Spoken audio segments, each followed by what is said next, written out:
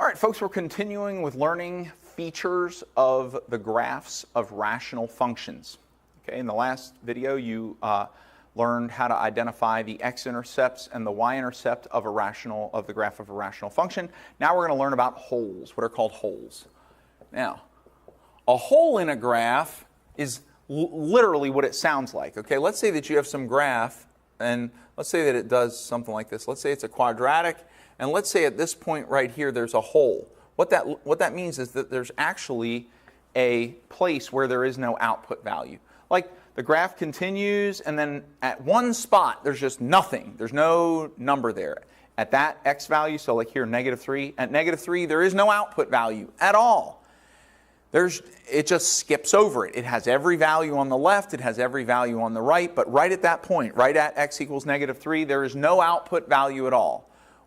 It just skips over it. That's called a hole. And I'm going to show you why that happens in a rational function.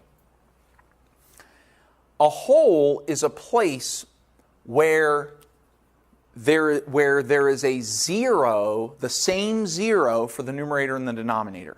Now, when you were doing adding or multiplying and dividing rational expressions, you came up with this sometimes. Let's say you had x plus 5 times x minus 2 times x minus 8 over x minus 3 times x plus 3 times x plus 5, right?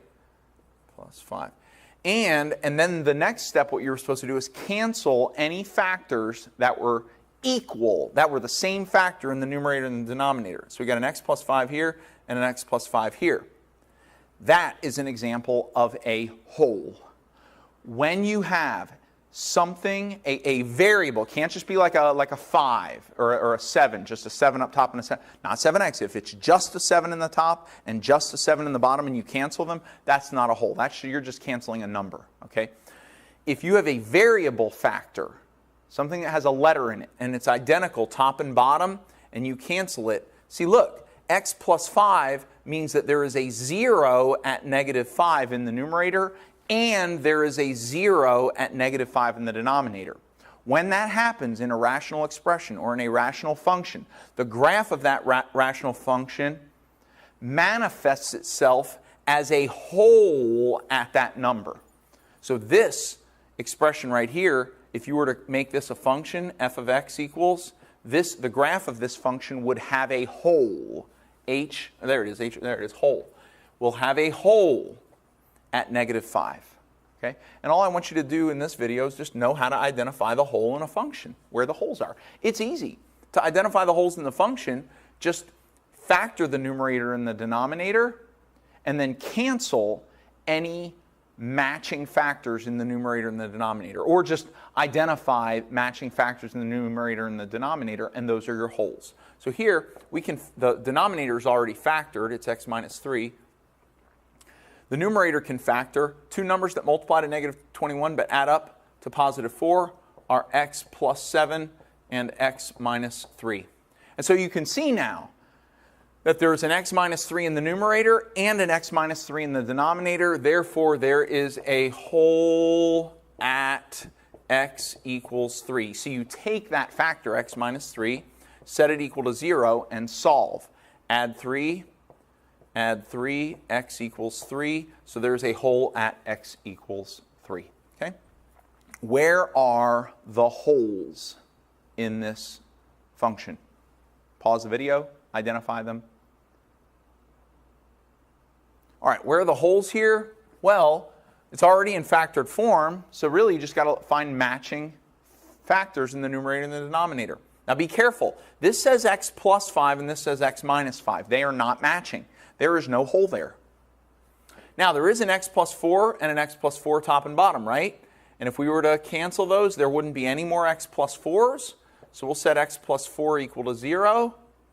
Any other matching factors? We got an x minus 9 and an x plus 9. They're not matching. X minus 1. There are no x minus 1s down here. We're done, right? Oh, hang on. X plus 9, x plus 9. We got another matching factor. Cancel that one out. I have x plus 9 equals 0. Now for both of these, solve for x. subtract 4, and we get x equals 4. Subtract 9, and we get x equals, excuse me, this is negative 4, sorry about that. X equals negative 4, and here we have x equals negative 9. And so there are holes at x equals negative 4 and negative 9. Okay, 2 holes in this function, okay, which happens sometimes. Sometimes you have lots of holes in a function. All right, that's how you identify holes, okay? And so you need a bunch of practice of that. Now you know how to identify the y-intercept, the x-intercepts, and the holes. I only have really one more thing to show you. Well, it's a group of things, and I'm going to do them in 3 separate videos. You now have to learn how to identify vertical asymptotes, how to identify horizontal asymptotes, and how to identify what are called slant asymptotes. Okay?